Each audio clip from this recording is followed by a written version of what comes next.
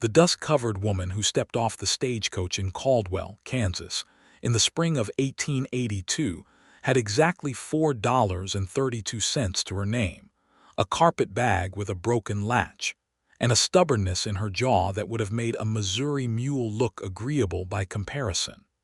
Birdie Donnelly had not always been a woman with nothing.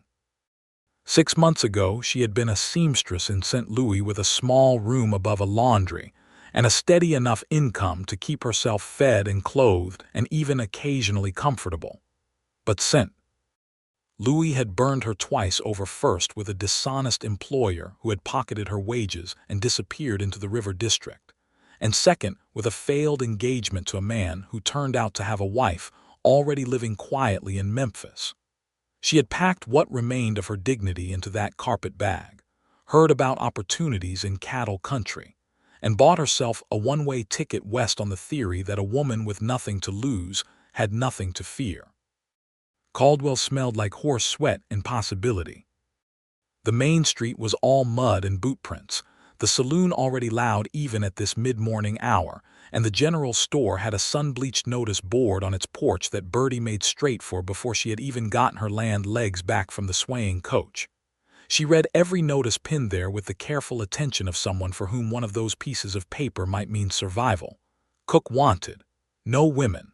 Ranch hand. Must be experienced. Laundress. She noted that one.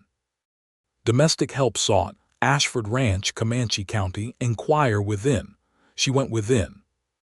The storekeeper, a round-bellied man named Holt with red suspenders and a skeptical eye, looked her over when she asked about the Ashford notice. He told her the ranch was about 8 miles south and a little west, that Arthur Ashford ran the largest cattle operation in 3 counties, that he was a private and often difficult man, and that he had already posted and removed that notice twice because nobody who went out there had suited him.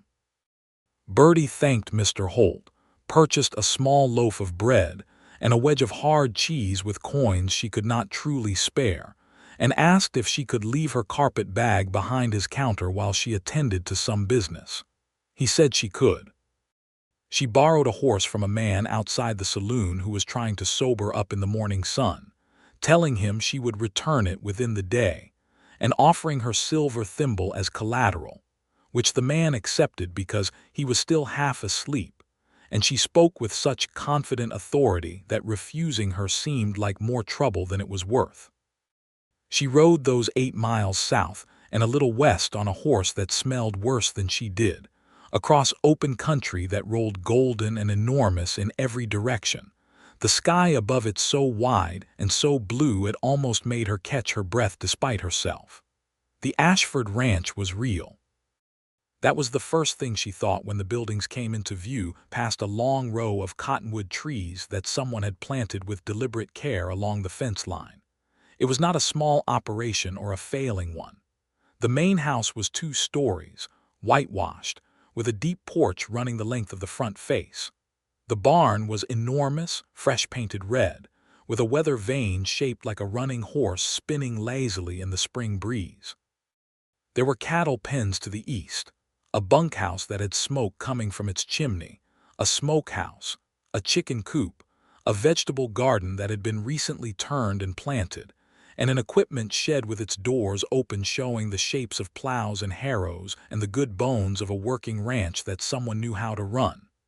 She tied the borrowed horse at the post near the main gate and walked up to the front door and knocked. The man who opened it was not what she had expected, though she could not have said exactly what she had expected. Arthur Ashford was 31 years old, which was somewhat younger than the image the storekeeper's description had painted in her mind. He was tall enough that she had to look up slightly, with dark brown hair that needed cutting badly, and was pushed back from his forehead, in a way that suggested he had done it with his hand about 100 times that morning and would do it 100 more before sundown. His eyes were a complicated gray-green that shifted depending on how the light caught them, and they regarded her now with an expression that was not unfriendly exactly, but that was very clearly cautious. He wore a work shirt with the sleeves rolled to the elbows, ranch trousers, and boots that had seen serious use. His jaw was sharp, and his mouth, in its natural resting state, seemed to sit on the edge of something that might be a frown or might be a problem he was working through internally. He held the door open with one hand and looked at her. "I am here about the position," Birdie said. He looked at her for a moment longer than was strictly polite. "Position is filled," he said. His voice was low and even, a voice used to giving instructions to people and horses outdoors. Birdie blinked. "The notice is still up at Mr. Holt's store." "I know it is. I have not had time to go in and take it down." He looked past her at the borrowed horse at his gate. "You rode 8 miles on that animal." "I did." "Where did you come from?" "St. Louis originally. I came in on this morning's stage." Something shifted slightly in his expression, not warmth but something more like reluctant interest. "What kind of domestic help have you done?" "I'm a trained seamstress. I have cooked for myself and others. I can manage a household ledger, preserve food, tend a kitchen garden, and I am a competent laundress. I learn quickly and I work without complaining." She paused. "Who filled the position?" He looked at her directly. "Nobody. The position is not filled in the sense that someone else has taken it. It is filled in the sense that I have decided I do not need help." "That does not sound like the same thing." "It amounts to the same thing." Birdie looked past him into the house. Through the open door she could see a hallway with dust on the floor, and beyond that a kitchen that was in a state she would charitably call chaotic. A stack of plates sat on the hall table, a coat hung from a chair back. A window was stuck partly open with what appeared to be a boot wedged in the frame. "You live alone," she said.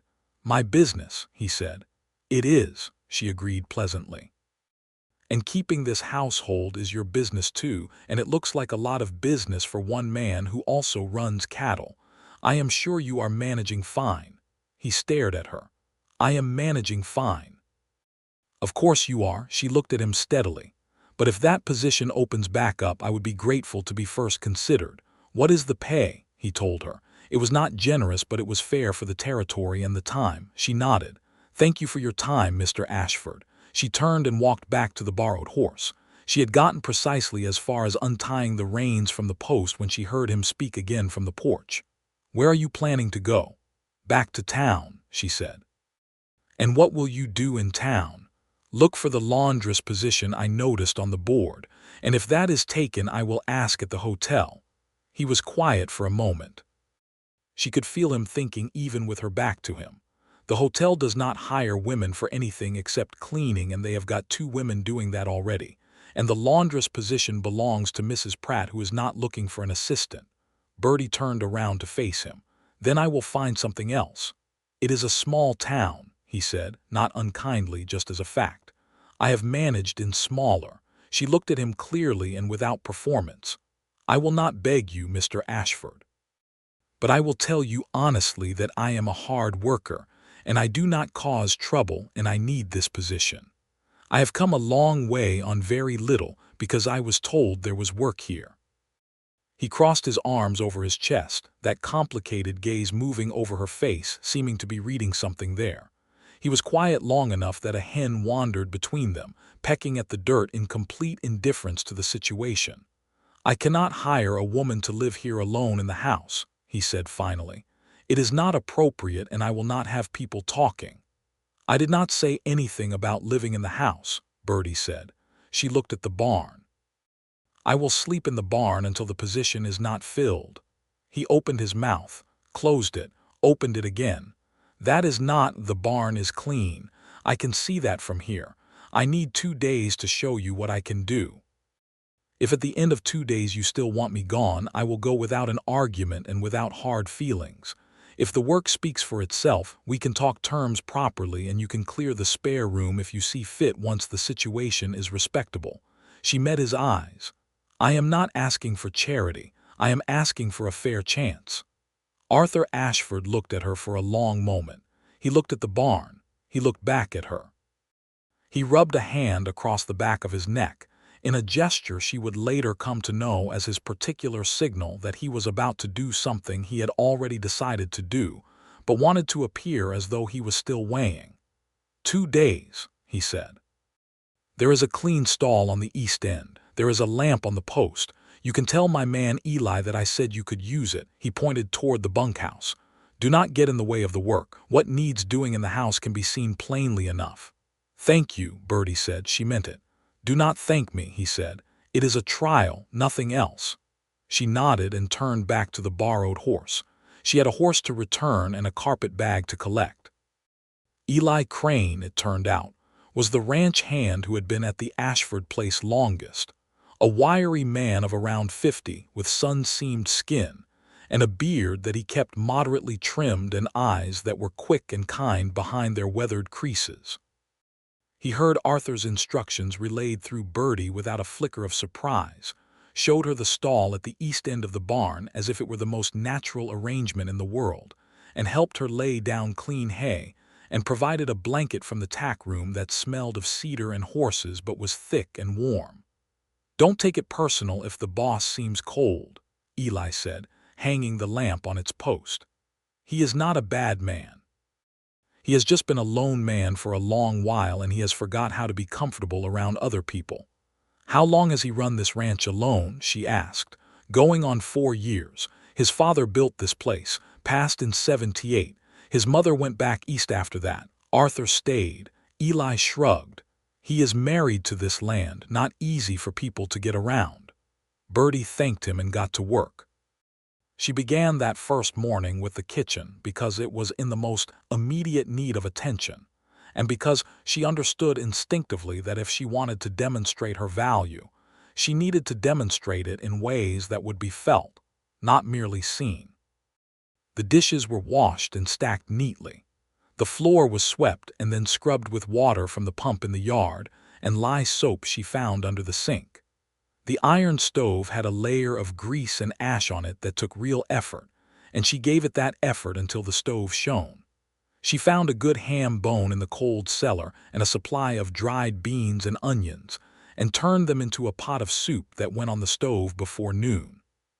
She found flour and made biscuits, finding a rhythm in the work that was almost meditative. When Arthur came in at midday, expecting nothing or expecting to find her gone, he instead found a clean kitchen and a meal on the table and Birdie in the yard hanging the curtains she had taken down from the kitchen windows to wash in the basin. He stood at the door and looked at the kitchen. He sat down and ate the soup and biscuits without comment. Birdie watched him through the window for precisely a moment, saw his expression as he tasted the soup. Something crossed his face that was not quite a smile, but was unmistakably not displeasure, and she went back to her curtains with a quiet satisfaction. He said nothing to her directly that afternoon.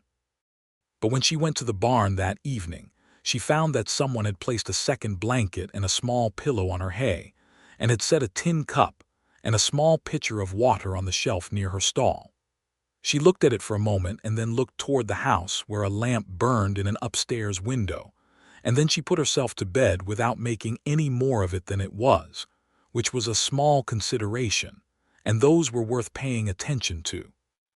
The second day she turned her attention to the rest of the ground floor. The parlor had not been properly cleaned in what looked like months. She beat the rug in the yard until the dust cloud she raised made Eli, who was fixing a fence post nearby, step back and shield his eyes laughing. She oiled the furniture. She mended a curtain that had a torn hem.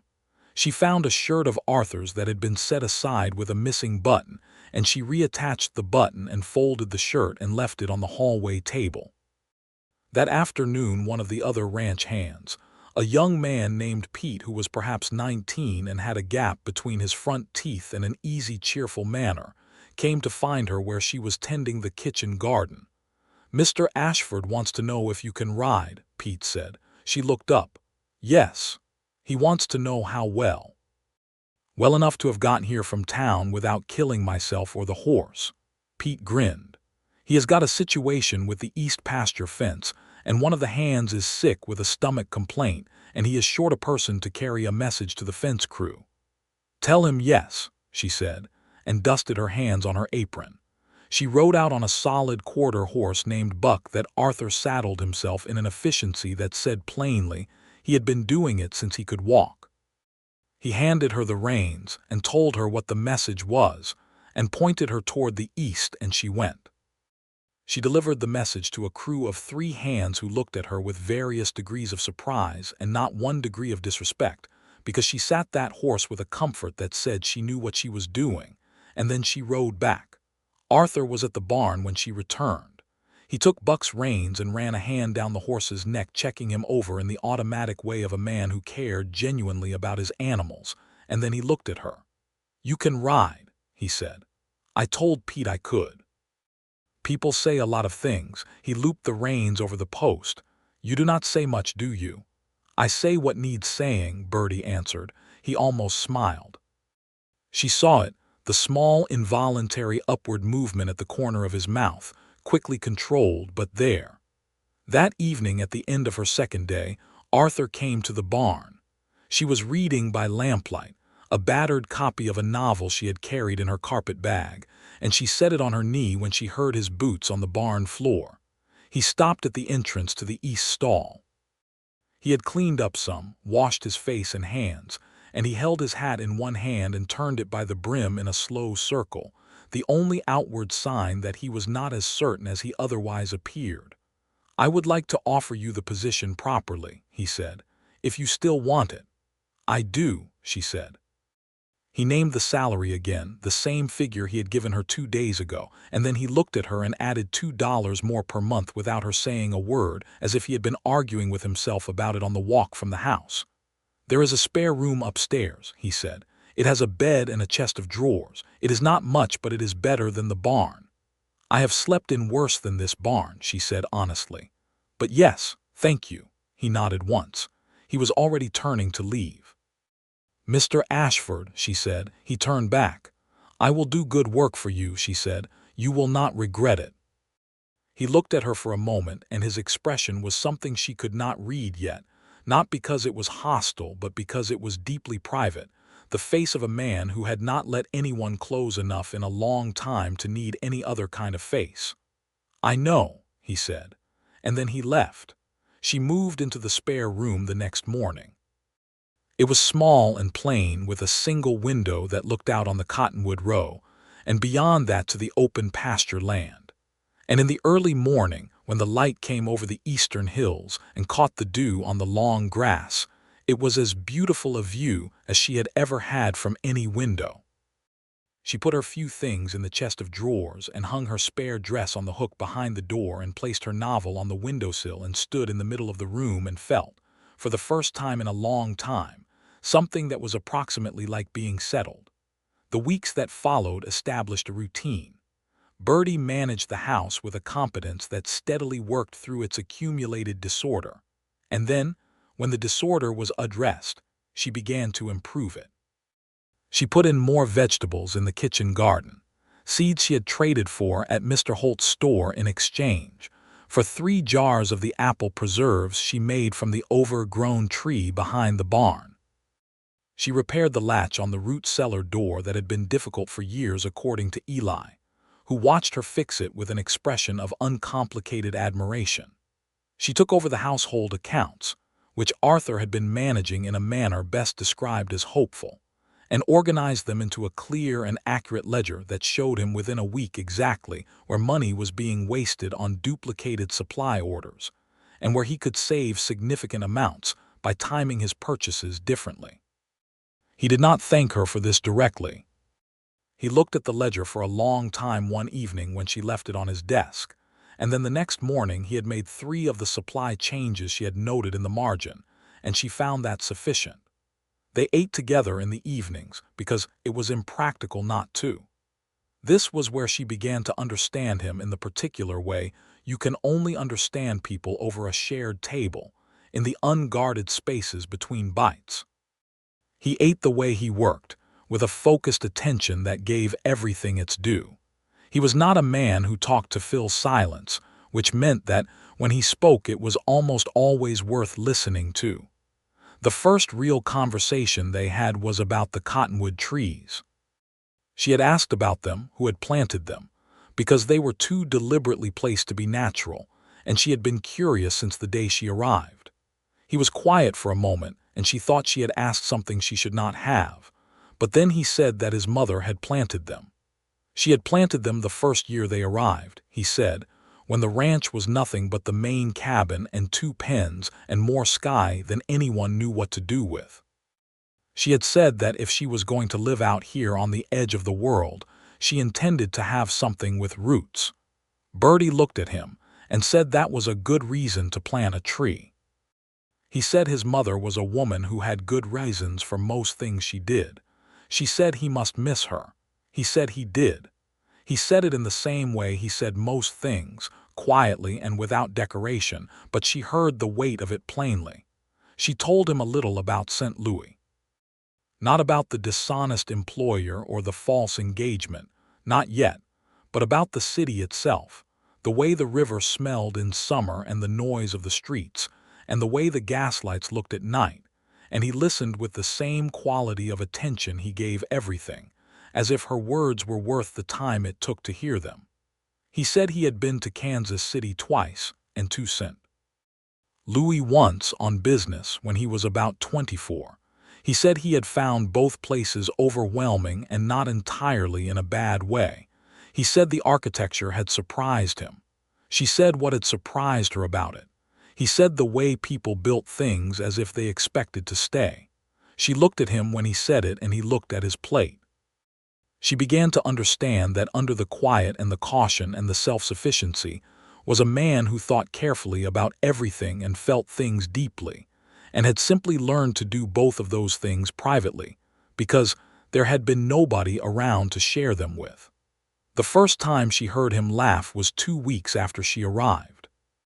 She was in the kitchen and had misremembered the positions of the flour and the powdered sugar in their respective tins, because she had reorganized the pantry shelves and had not yet memorized the new arrangement, and she had made a batch of biscuits with straight sugar. She had not realized this until the biscuits came out of the oven, and she tasted one, and then stood in the kitchen making a face that was apparently visible from the doorway where Arthur had appeared looking for his afternoon coffee. He looked at her face and looked at the biscuits and looked at her face again, and something broke loose in him, and the laugh that came out was genuine and real, the laugh of a man who had not used those particular muscles in a while and found them still working. It was a good laugh, low and easy, and it lasted only a few seconds before he caught himself and looked away, but it was there. She put the sugar biscuits on the table anyway and told him they were a dessert biscuit, and he should try one with his coffee, and he sat down and ate one, and said very seriously that it was not bad, and she bit the inside of her cheek to keep from smiling. By the end of the first month she had noticed several things about Arthur Ashford. He worked harder than any of his hands. He was fairer to his employees than many ranchers she had heard of. She heard this from Eli and from Pete, and from the others in small comments that added up to a picture of a man who paid what he promised and kept his word. He read. There were books in the parlor, real books and not just almanacs, and they had been read because she could see the wear on them. He worried about the cattle with the personal concern of someone who had raised them, not merely owned them.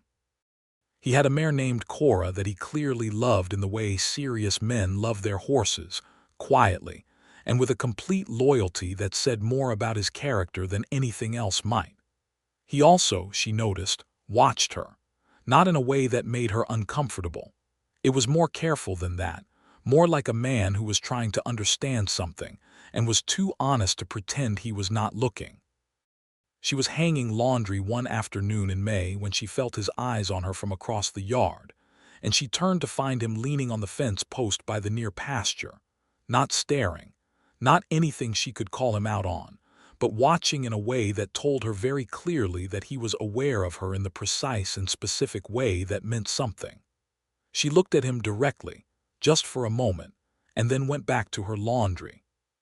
He pushed off the fence and went back to whatever he had been doing and did not look back, but the look had been there. May turned warm and the cattle work intensified with the season. There were calves to manage and a fence line to the north that needed significant repair, and Arthur was out before dawn most days and sometimes not back until full dark. Birdie kept the house, kept the books, kept the ranch hands fed on the days they worked close enough to eat at the main house, and she began helping with the kitchen garden in a more serious way, putting in rows of corn and beans and summer squash that would carry them through into autumn. She had been at the ranch nearly 6 weeks when she encountered the trouble with the neighboring property. She was in the yard one morning when a rider came in fast, a man she did not know on a horse that was too well maintained to belong to a working hand. He was a broad man with expensive boots and an expression that was used to getting what it expected. "I am looking for Ashford," the man said, not bothering with any greeting or courtesy. "He is out with the herd," Birdie said. "I am not sure when he will be back. Is there a message?" The man looked her over in a way that was meant to be unsettling and that Birdie refused to allow to be unsettling. "Who are you?" "I manage this household. Can I help you?" "You can tell Ashford that Harlan Croft wants to see him about the water rights on Croft Creek, and you can tell him that my patience on the matter is running out." He looked at her once more with deliberate assessment. "You are the hired woman. I am the household manager," she said calmly. "I will give Mr. Ashford your message." Harlan Croft wheeled his horse and rode out without another word. She told Arthur that evening. His expression when she described Croft's manner toward her tightened in a way she had not seen before, something controlled and sharp, like a hand closing. "He has been trying to claim water rights on the creek for 2 years, Arthur said. "It runs through the north edge of my land and he wants it rerouted for his own use. He does not have legal grounds." "He seemed to think he had social grounds," Birdie said. Arthur looked at her. "Did he threaten you?" "No, he was rude, not threatening." She met his eyes. "I am fine. I just thought you should know the tone." He nodded slowly. Then he said, "You should not have had to deal with that." "It is not the worst conversation I have ever had," she told him. "I grew up with 3 brothers and worked in a city. I know how to manage a difficult man." He almost smiled again. "I know you do," he said, and there was something in his voice when he said it that made her look away first. The water rights dispute came to a head 10 days later, when Croft sent 2 of his hands to redirect a section of the creek using stones and cut timber. One of Arthur's men spotted it and rode back at speed, and within the hour Arthur had ridden to the creek with Eli and 2 other hands to confront the matter directly.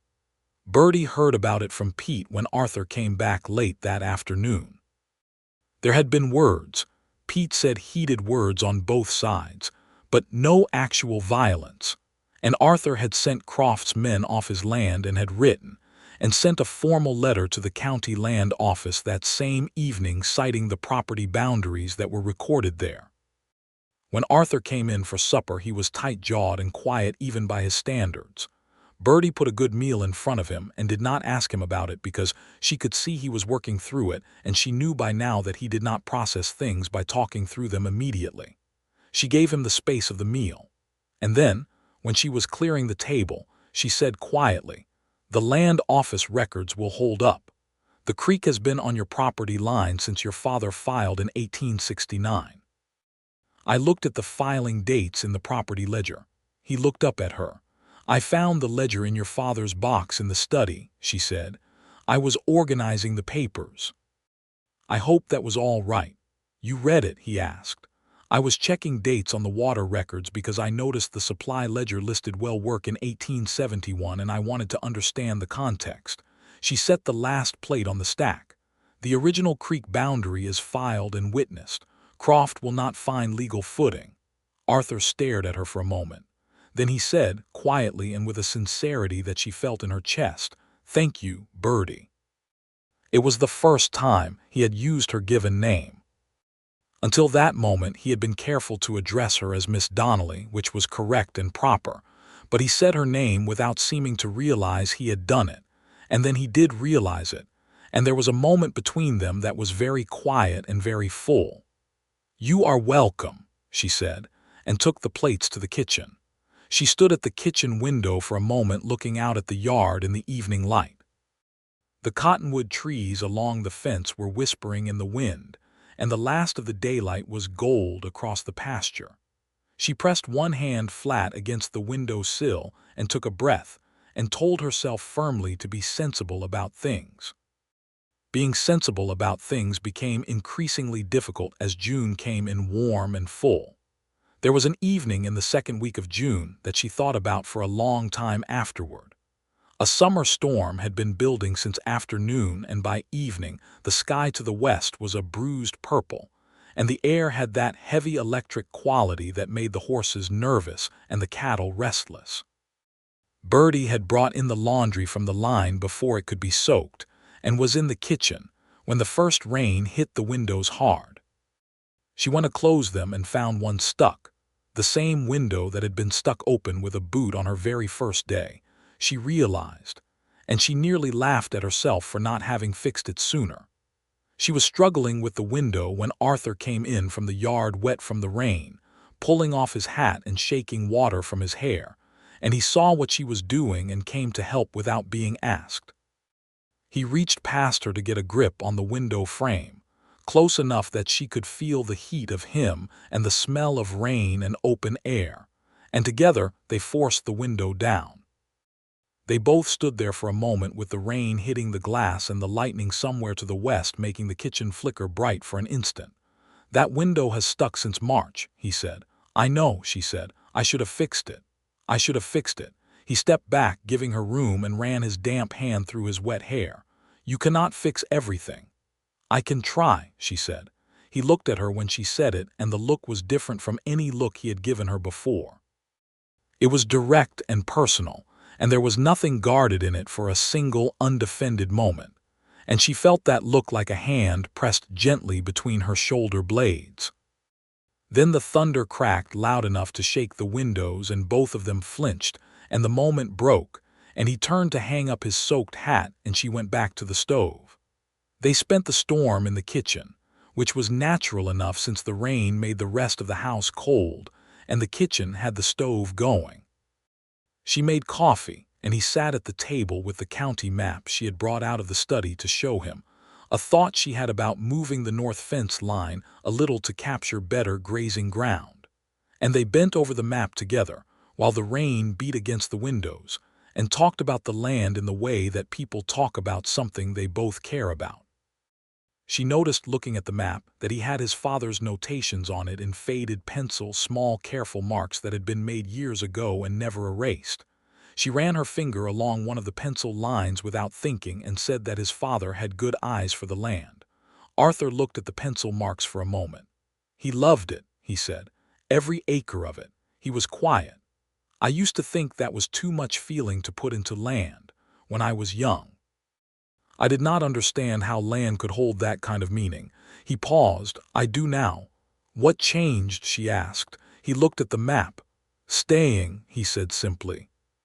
She thought about that on her way to bed that night, about the particular kind of love that comes from choosing something over and over, from staying when it would be easier to go, from sinking your roots into something and letting it become part of who you are.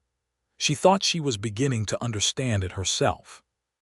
July arrived with real heat, and with it came the summer work in its full intensity: branding, the movement of cattle between pastures, repairs made urgent by the need to have everything solid before the turning of the year began. Birdie worked alongside all of it, not in the fields but in the ways that supported those who were, keeping the house stocked and the meals ready and the accounts clean, and the small details managed so that Arthur could focus entirely on the operations that only he could do. She had also, in the quietly growing way of someone settling into a place and a life, become a known quantity in Caldwell. She went to town once a week for supplies. She was known at Mr. Holt's store and at the post office, and had a nodding acquaintance with several of the town's women, including a Mrs. Webb, who ran a small lending library from the back room of her house, and who seemed genuinely pleased to have a reader to talk to. It was Mrs. Webb who told her, on a Tuesday in July, that Harlan Croft had been speaking about the Ashford Ranch in the saloon in terms that were not complimentary. That he had been suggesting, with the particular slipperiness of a man who never quite says the thing directly, that the arrangement at the Ashford place with a young woman in residence was not entirely respectable. Birdie thanked Mrs. Webb with a measured composure and went home and thought about it on the ride back. She told Arthur that evening. She told him plainly, without drama, because she believed he had the right to know what was being said in town and because she thought he should hear it from her directly. He went very still when she told him. Then his jaw set in the way it did when he was controlling something that wanted to come out differently. "I will go to town," he said. "And do what?" she asked. "Get into a public confrontation with Croft. That will make his point for him." He looked at her. "I am not ashamed of this arrangement," she said steadily. "It is an honest employment, and anyone who does not believe that is wrong and probably knows it. But a confrontation will not fix his wrong opinion. It will just give him more material." Arthur was quiet for a long moment. Then he said, and the words came out carefully as if he had thought about them very hard before they left his mouth, "Are you bothered by what people are saying?" She looked at him. "Are you?" He held her gaze. "I am bothered," he said, "that you might be harmed by it. I'm not bothered by the truth of what this is." "Which is?" "An honest arrangement," he said. "Between people who respect each other." He paused. "You do respect me," he said, and it was not entirely a statement and not entirely a question. "I do," she said, "very much." Something moved through his eyes, quiet and careful and important. "Good," he said. And then after a pause, "I respect you too, more than most people I have met." It was not the conversation she had imagined having in a kitchen in Kansas in July, but it was the one they had, and she carried it with her like a smooth stone in a pocket, solid and real and warm from being held. The respect between them was real and had been from the beginning, but it was deepening now into something else with the patient and unstoppable quality of water finding its way through stone. She was aware of it in the way she was aware of weather. It was simply there, present and undeniable, affecting the quality of the air between them. She saw it in the way he left her the first copy of the local paper before he had finished reading it himself. In the way he had, one afternoon when she was working in the garden and had forgotten her hat, come out of nowhere and placed his own hat on her head without a word and gone back to what he was doing. In the way he asked her opinion on things, not just household things but ranch decisions sometimes, and she gave her opinion honestly, and he listened to it honestly even when he disagreed, which he occasionally did and said so, and they would talk it through, and sometimes she changed her mind, and sometimes he changed his, and it was the most equal conversation she had experienced in her adult life with a man. She saw it in herself too. In the way she found herself noticing where he was in any given situation, the way you notice the location of the nearest lamp in a dark room, not because you are afraid of the dark, but because the light is important. In the way his voice, coming through a wall or from across the yard, felt like something settling. In the way she had begun to be afraid, very quietly in the back of her mind, of being wrong about what she thought she saw in him. She had been wrong before, she reminded herself. She had thought herself a good judge of men, and she had been wrong in St. Louis, wrong in ways that had cost her considerably. She was cautious now in the way that a person who has touched a stove is cautious, not paralyzed, but attentive. But Arthur Ashford was not a man who resembled any man who had ever hurt her. He was not charming in the effortless way that had fooled her before. He was not easy. He was careful and private, and sometimes difficult and entirely, relentlessly honest. And she found that honesty the most attractive thing about him, more than his gray-green eyes or the way he moved through a space with the quiet certainty of a man who knew exactly what he was about. It was Eli who named it first, because Eli was perceptive in the way that people who spend a lot of time watching things quietly and saying little become perceptive. He said it to Birdie one morning in late July when they were both in the barn. She was there to ask about the state of the hay supply, and Eli was mending tack with the patient skill of long practice. And he said it without looking up from the leather strap he was working, so casually that she almost missed the weight of it. "He has been different since you came," Eli said. "Lighter, like something he was carrying got set down." Birdie was quiet for a moment. "He works just as hard," she said. "I know he does. That is not what I mean." Eli glanced up. He used to come in at the end of the day and there was nothing waiting for him, and that is a lonesome thing, even for a man who is used to it. Now there is. He went back to his stitching. I am just saying what I see.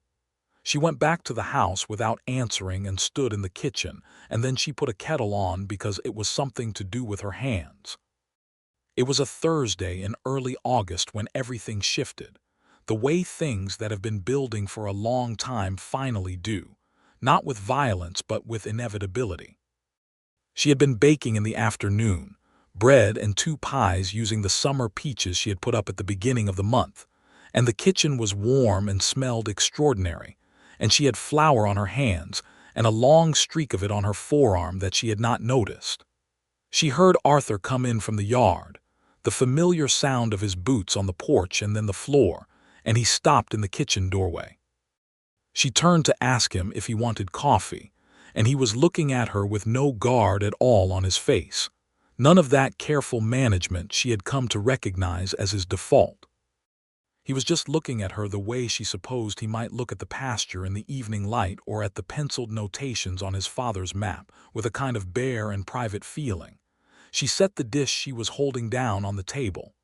"Arthur," she said. "Birdie," he said.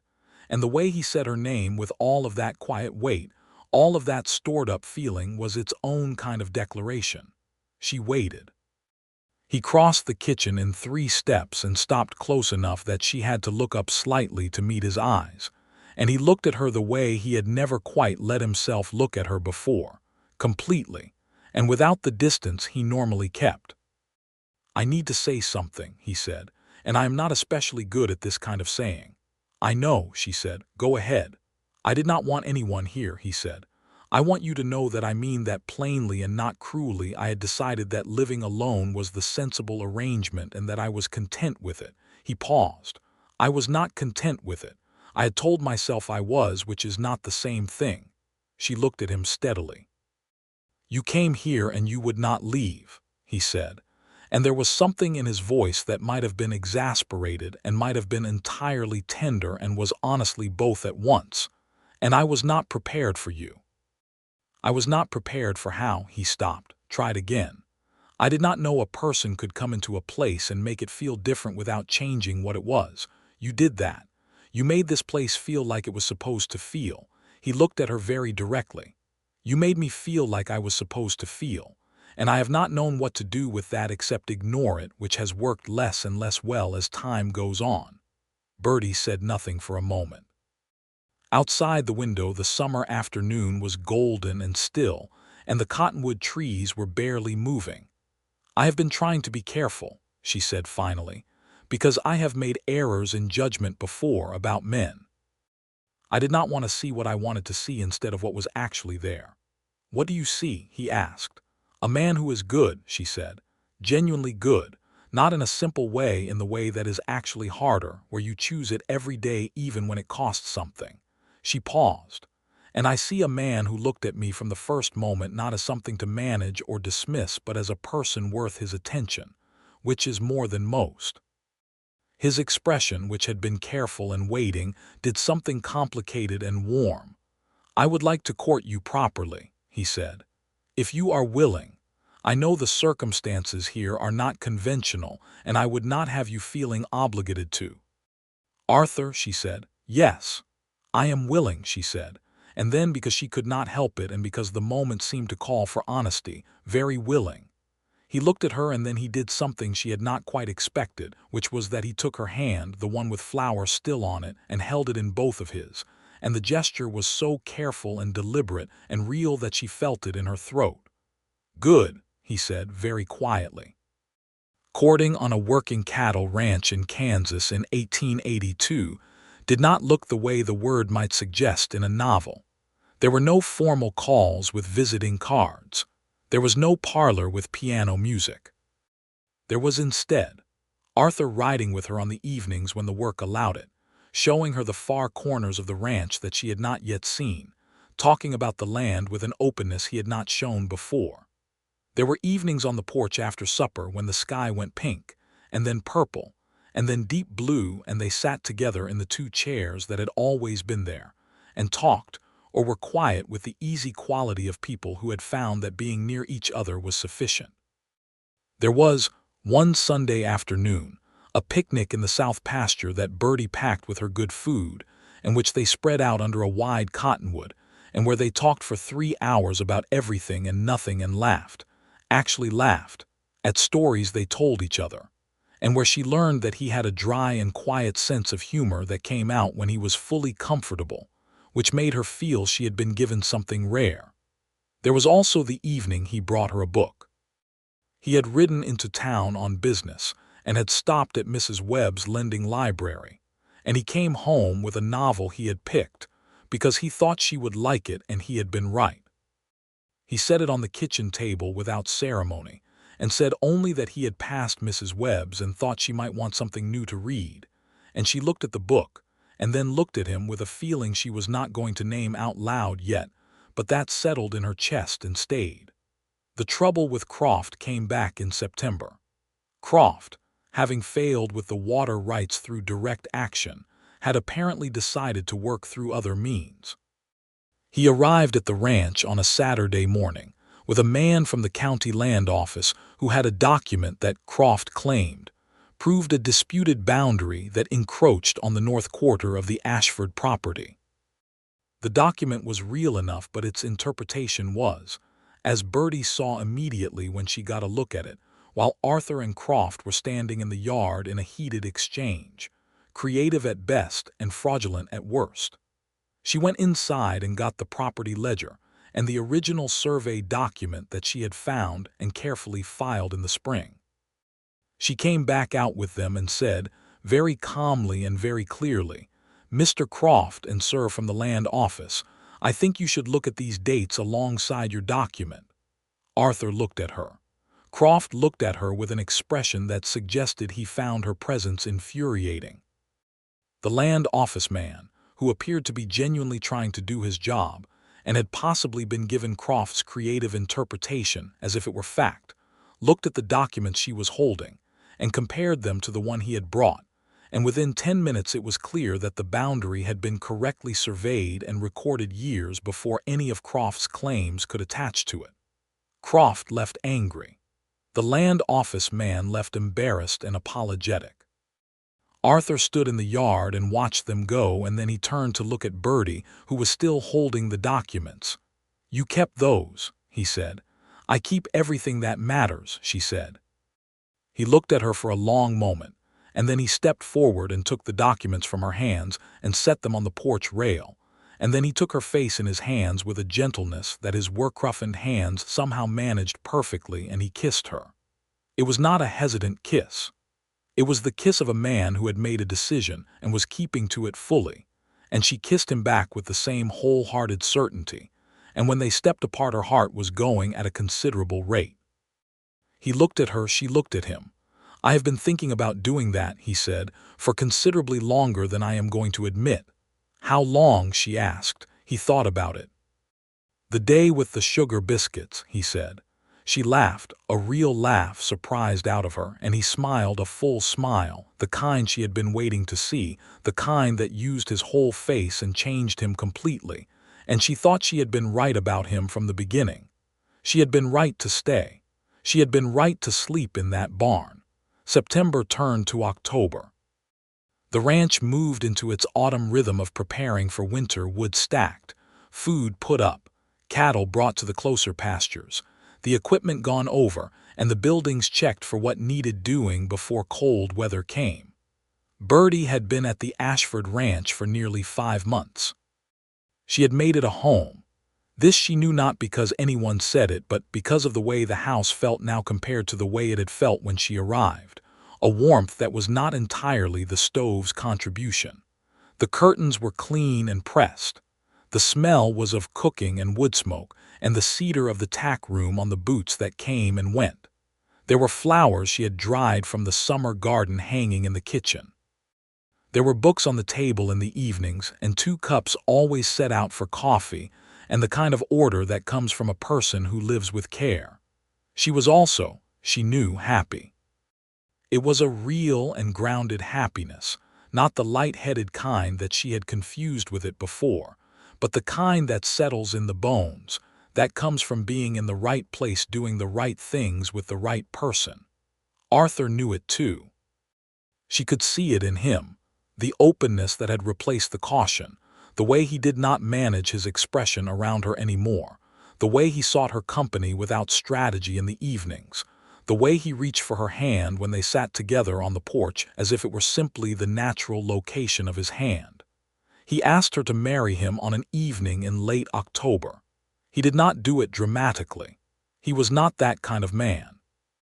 They were in the parlor after supper. She was mending one of his shirts and he was reading, and he set the book down and looked at her and said, in his quiet and direct way, "Birdie, I want to ask you something and I want you to answer honestly and without feeling you owe me any particular answer." She set her mending down. "All right. Would you marry me?" he said. "I'm not asking you because of this ranch or because of any arrangement here. I am asking you because you are the best person I have known, and because this life I have here is a good one, but it is a better one with you in it, and I would like to build it with you properly if you are willing." She looked at him for a long moment. She looked at his face, that careful and honest face, the gray-green eyes that watched her with everything in them that she needed to see. "Yes," she said.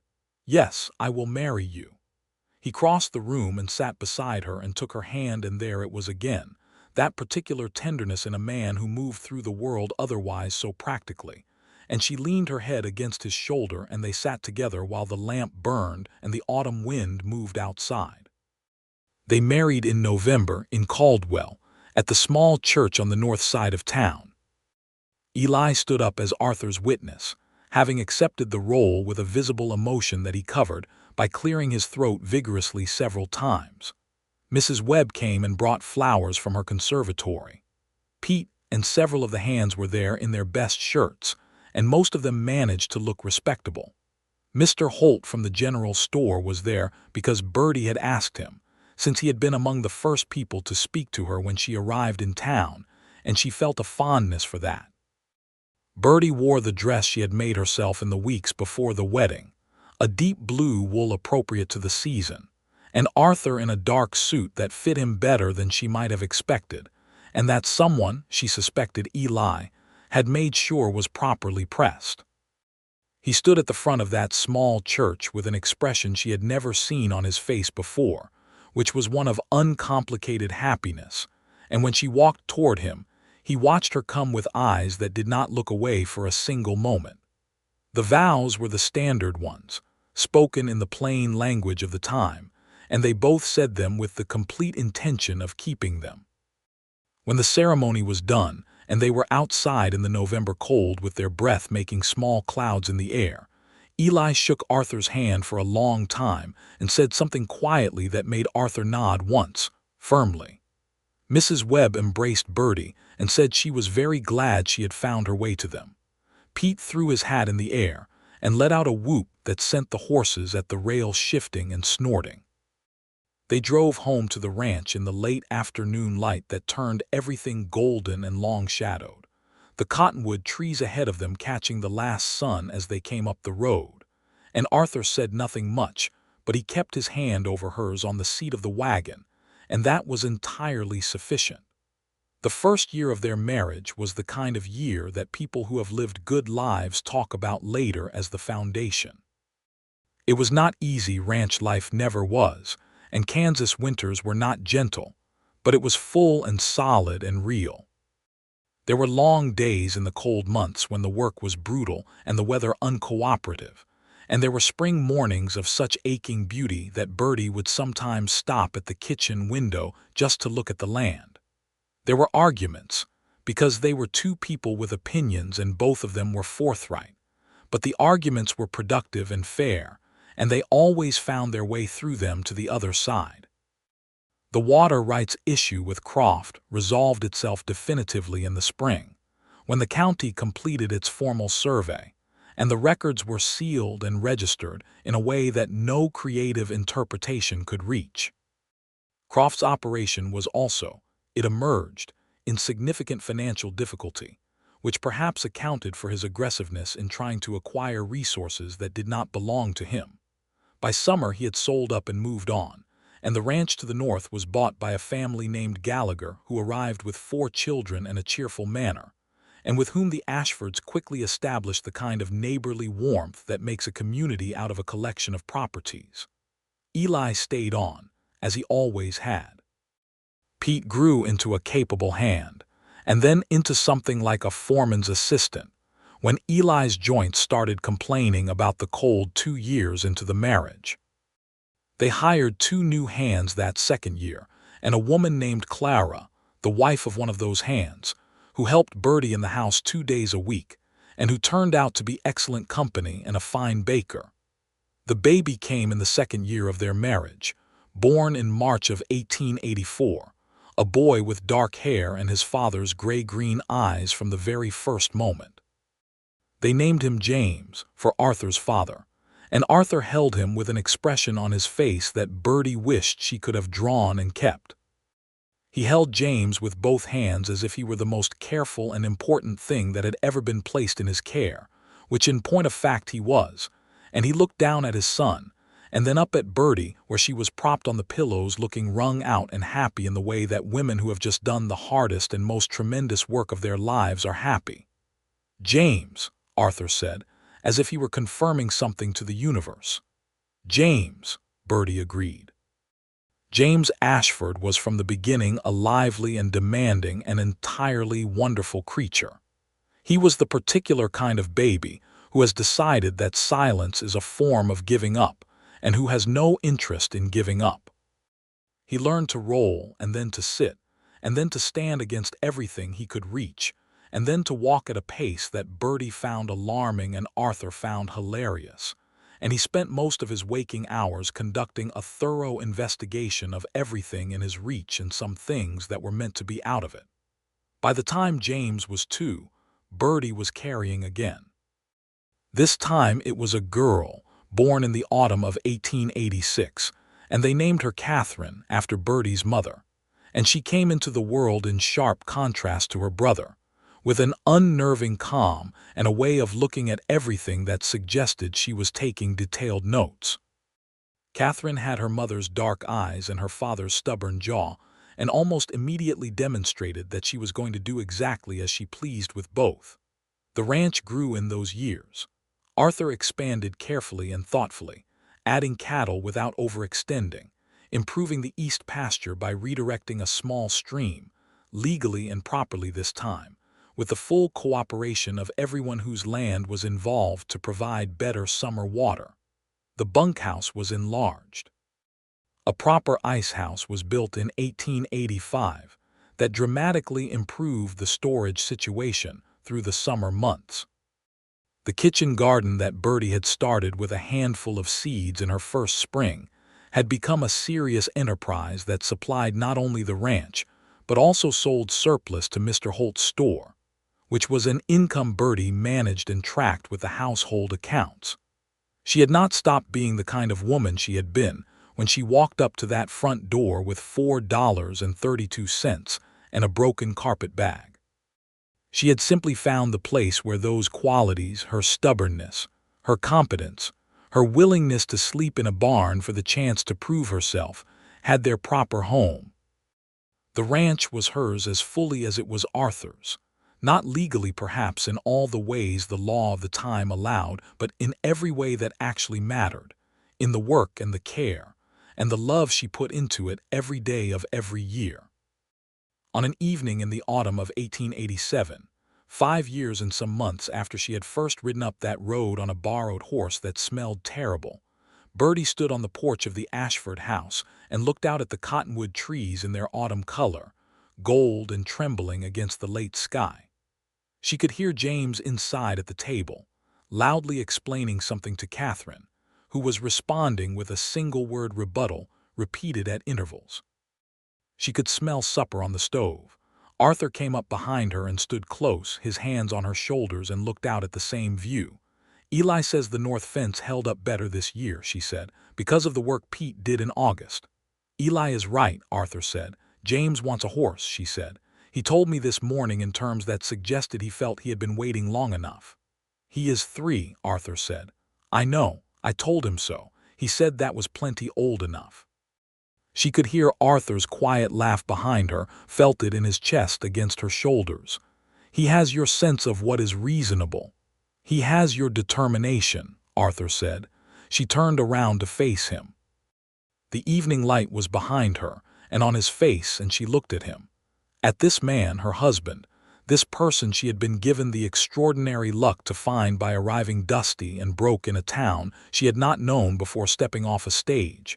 And she felt the full weight of what 5 years of real life together looked like, which was nothing like what she might have imagined and everything she could have hoped for. "Are you happy?" She asked him because she asked him sometimes, not out of anxiety but out of the desire to hear him say it. He looked at her the way he had looked at her since the beginning, with that directness and that complete honesty, and he said, "Every day." She believed him. She had learned, among the many things she had learned here, that Arthur Ashford said what he meant and meant what he said, not because it was always easy but because he was constitutionally incapable of otherwise. It was one of the things she loved most about him. "Good," she said. "Me too." He kissed her in the easy, certain way that came from years of practice and from being entirely sure of each other. And inside the house, James said something triumphant, and Catherine said her rebuttal word again, and somewhere in the barnyard, the horses shifted, and the cottonwood trees turned their gold leaves in the evening wind. And it was all of it, every bit of it, exactly right. They went inside to their supper, to their children, to the life they had built here on this land at the edge of the plains, where a woman had once arrived with nothing but $4 and a refusal to give up, and had found everything that mattered. The years continued to pile up in the good way, the way that is marked by growth and accumulation rather than loss. Arthur took James to see the cattle operations in earnest when the boy was 5, lifting him onto Cora's back to ride the pastures in the early mornings, and James took to it with a seriousness that made Eli say the ranch would be in good hands when the time came. Catherine, from the time she could properly hold a needle, showed an interest in Birdie's sewing that was so intent and focused that by the age of 4 she was assisting with small-seeming tasks while sitting at the kitchen table with the gravity of a professional. In the spring of 1889, there was another baby coming. Birdie had known since January and told Arthur one morning in February, by simply setting his coffee in front of him and sitting across the table and looking at him with an expression he knew by now.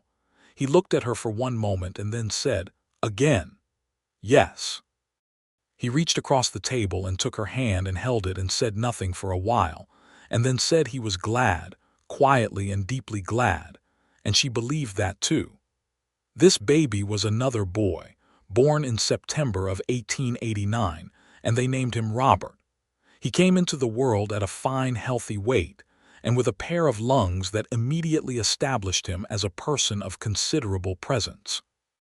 James, now 5, accepted Robert with the philosophical grace of someone who has been the eldest and understands the responsibilities this entails. Catherine, 3, inspected Robert with narrowed eyes for approximately 30 seconds and then announced that he would do, which was high praise from Catherine. The ranch in 1889 was a different thing from the ranch of 1882. It had been built out and improved and worked into something that was not just a functioning cattle operation, but a genuine place, a home in the fullest sense, a piece of land that had the marks of care and intention all over it. The vegetable garden had expanded into a proper kitchen garden, with a cold frame for starting seedlings and trellises for the climbing beans.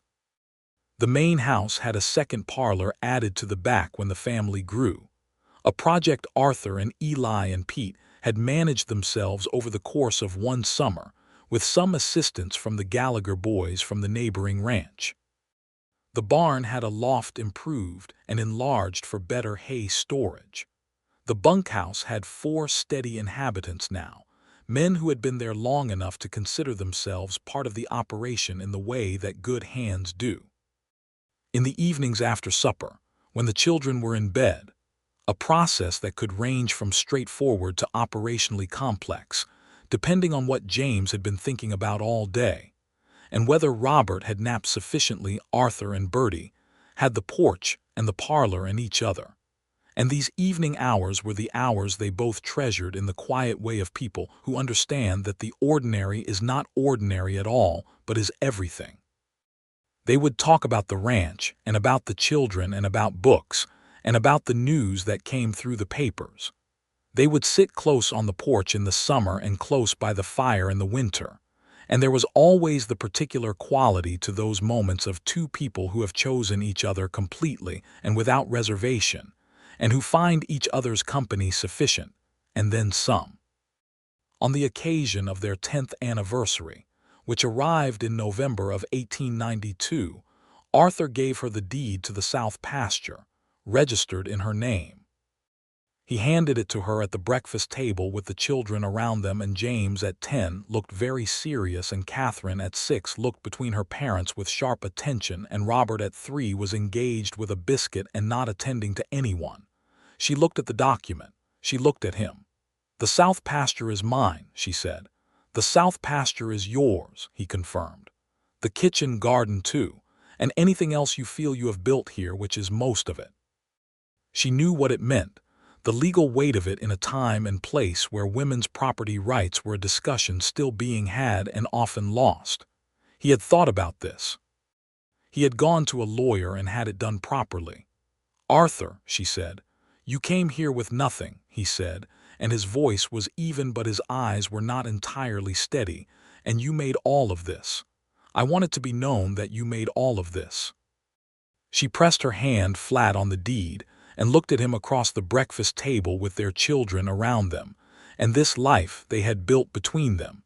And she felt the same thing she had felt that first morning in the barn, when she had looked at the lamp on the post and known that someone had thought to put it there for her, that this was a man worth being seen by. Eli retired from the heaviest ranch work in 1893, when his joints would not let him pretend any more, but he stayed on at the bunkhouse and helped with lighter tasks, and helped Birdie in the kitchen garden, and told the children stories about the old days that were probably 40% accurate and 100% entertaining. James at 11 idolized Eli with the uncomplicated devotion of a boy who recognizes a good story when he hears one. Catherine at 7 interrogated the stories for logical consistency, which Eli found refreshing. Robert at 4 simply wanted to know if there were horses in the stories, and there always were.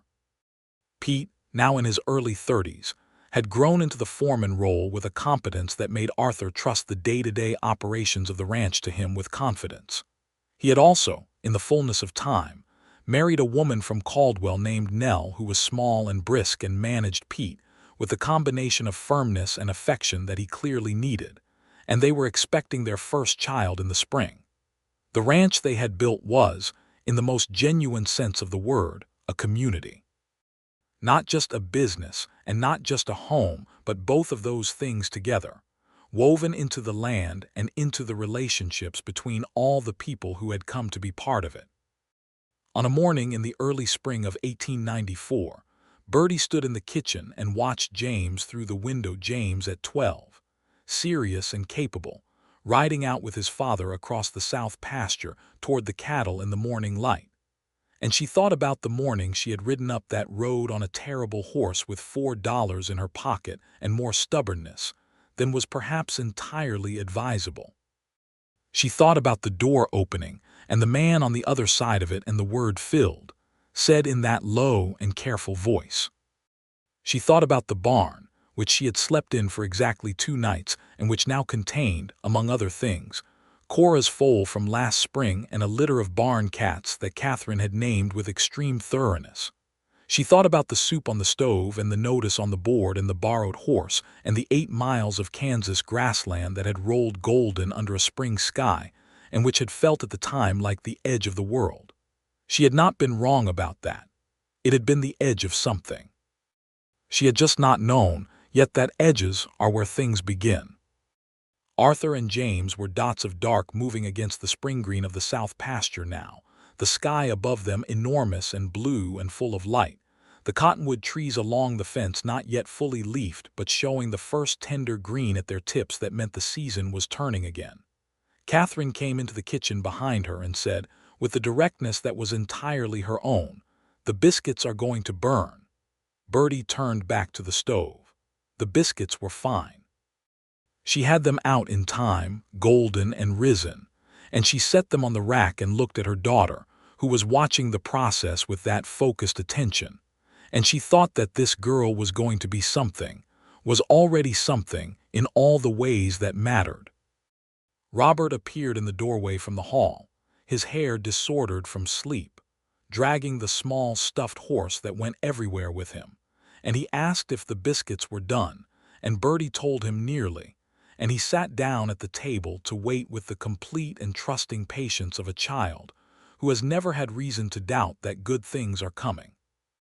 Arthur came in an hour later, boots loud on the porch, James behind him, and the kitchen was warm and bright and full of the smell of the morning's baking and the coffee that was ready on the stove, and he stopped just inside the door for a moment the way he still did sometimes, not to take anything in for the first time but to feel it, to be glad of it, the way you are glad of light in a room you know and love.